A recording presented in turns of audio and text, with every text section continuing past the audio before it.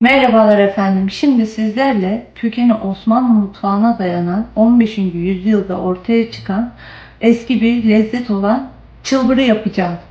Geçmişten günümüze kadar uzanan bu eşsiz lezzeti hazırlamak için memleketim Afyonkarahisar'ın doğal ürünlerinden olan Evrenkaya yumurtayı kullanacağım ben.